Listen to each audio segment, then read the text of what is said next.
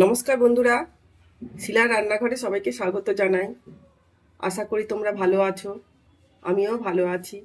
আজকে আবার অনেক দিন পরে একটা নতুন রেসিপি নিয়ে আসলাম। আজকে তৈরি করব, ইফতেহারের জন্য তৈরি করে নিতে পারো তোমরা, সবাই তৈরি করতে পারো। ছোলা ভুনা, দেখো ছোটো ছোলাটা নিয়েছি এবং ছোলাটাকে 6 ঘন্টা জলে ভিজিয়ে রাখবো। তারপরে কীভাবে তৈরি করছি তোমাদেরকে দেখাবো। 6 ঘন্টা পরে তোমাদের সঙ্গে আবার দেখা হচ্ছে। আবার দেখো 6 ঘন্টা পরে ছোলাটা ভিজে কত সুন্দর বড় বড় হয়ে গেছে। এবার চলো কিভাবে তৈরি করছি ছোলা ভুনা। এটা তোমরা ইফতারের সময় তৈরি করে নিতে পারো বা যে কোনো সময় শুধু মুখে খাওয়ার জন্য তৈরি করে নিতে পারো এই ছোলার রেসিপিটা। এবার দেখো বাটিতে খুবই অল্প পরিমাণে একটু জল নিয়েছি, জলটা গ্যাসে বসিয়ে দিলাম।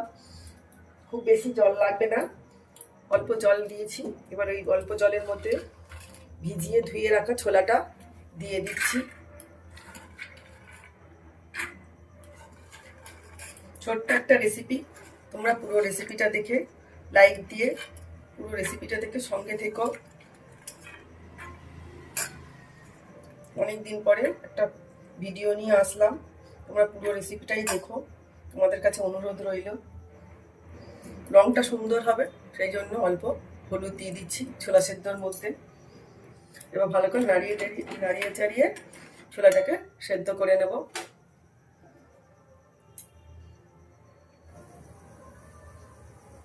একটু ফুটতে শুরু করেছে, এবার পরিমাণ মতো ওতে লবণ দিয়ে দেব।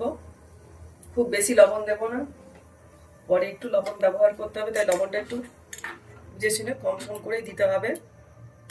হলুদ লবণ দিয়ে আগে ছোলাটাকে সেদ্ধ করে নিচ্ছি। ইউটিউব থেকে নতুন বন্ধুরা যারা আমার রেসিপিটা দেখছো, চ্যানেলটিকে সাবস্ক্রাইব করে পাশে থেকো। পাশে থাকা বেল আইকনটা প্রেস করে দিও, যাতে ভিডিও বেরোলে প্রথমে তোমাদের কাছে পৌঁছে যায়। ফেসবুক থেকে দেখলে ফেসবুক পেজটিকে ফলো করে আমার সঙ্গে থেকো। দেখো 2 মিনিট ফুটেছে, আর 2 মিনিট ফুটিয়ে অনেকটাই ছোলাটাকে সেদ্ধ করে নেবো। এখনো পুরোপুরি সেদ্ধ হয়নি, আর একটু সেদ্ধ করে নেব। পুরো জলটাকে এর মধ্যেই শুকিয়ে নেবো একদম।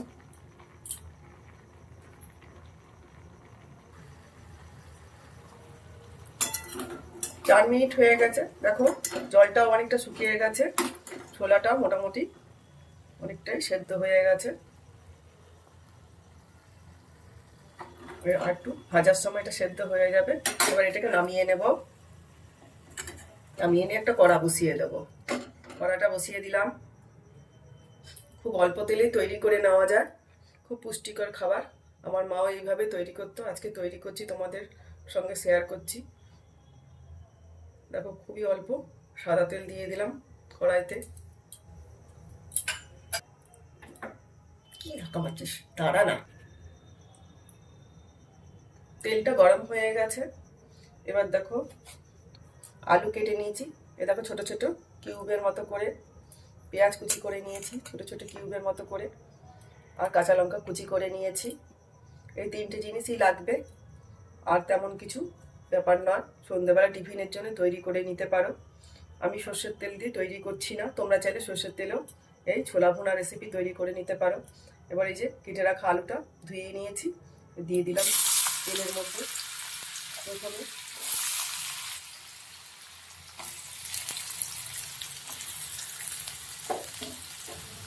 খুব অল্প লবণ দেবো, ছোলা সেদ্ধর সময় লবণ দিয়েছি, খুব অল্প লবণ দিতে হবে। এবার গ্যাসটাকে মিডিয়ামে করে আলুটাকে আগে ভালো করে ভেজে নেবো।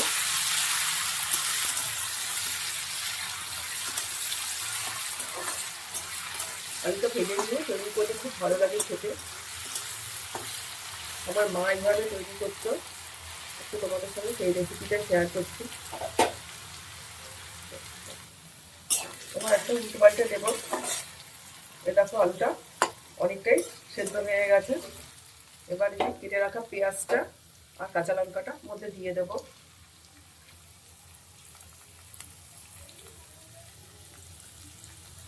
সব কিছু দিয়ে খুব ভালো করে আবার নাড়াচাড়া করে নেবো আগে।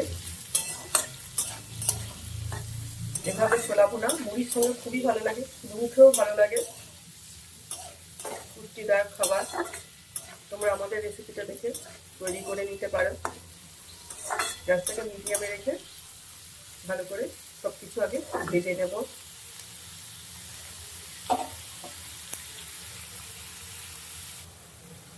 পেঁয়াজ, লঙ্কা কুচি আর আলু অল্প ভাজা ভাজা হয়ে গেছে, একদম অল্প সামান্য একটু হলুদ দিয়ে দেব, দিয়ে ভালো করে একটু নাড়াচাড়া করে দেবো।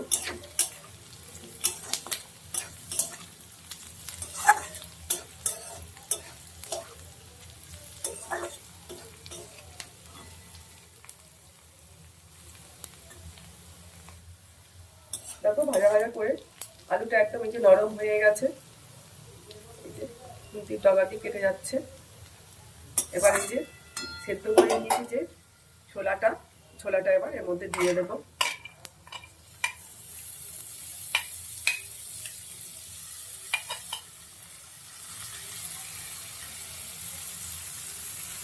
তো সব কিছু দিয়ে ভালো করে নাড়াচাড়া করে নেবো।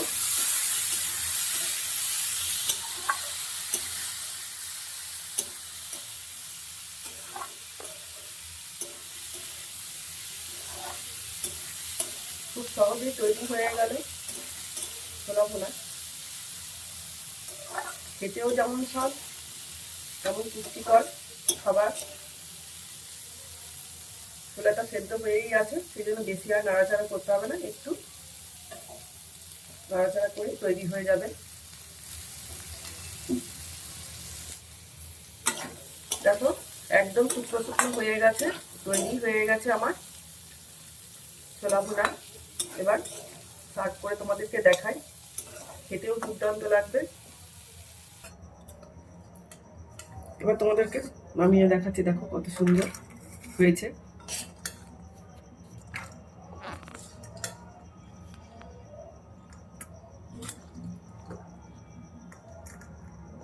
ইফতেহারে তোমরা এভাবে ছোলা ভুনা তৈরি করে নিতে পারো। এমনি দিনেও ছোলা আলু দিয়ে সেদ্ধ তৈরি করে নিতে পারো। যে কোনো সময় সন্ধ্যাবেলা এভাবে আলু দিয়ে ছোলা তৈরি করলে খেতেও ভালো লাগে, মুখরোচক খাবার। এবার ওপর দিয়ে অল্প কটা টমেটো কুচি দিয়ে দিলাম। এভাবে কাঁচা টমেটো দিয়ে দিলে খেতেও দুর্দান্ত লাগে। পাতি লেবুর রসও দেওয়া যায়,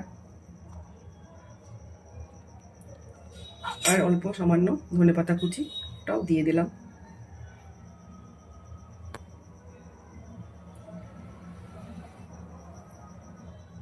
তৈরি হয়ে গেল আমার ছোলা সেদ্ধ বা ছোলা ভুনা। কেমন হয়েছে ছোলা সেদ্ধ রেসিপি বা ছোলা ভুনার রেসিপি তোমরা কমেন্ট করে জানিও। লাইক দিয়ে পাশে থেকো, শেয়ার করো বেশি বেশি করে, যাতে ভিডিওটা সবার কাছে পৌঁছে যায়। ইউটিউব থেকে দেখলে ইউটিউব চ্যানেলটিকে সাবস্ক্রাইব করে পাশে থেকো। ফেসবুক থেকে দেখলে ফেসবুক পেজটিকে ফলো করে সবাই সঙ্গে থেকো।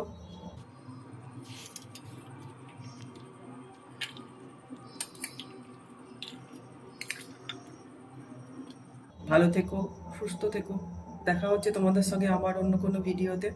সবাইকে অসংখ্য অসংখ্য ধন্যবাদ।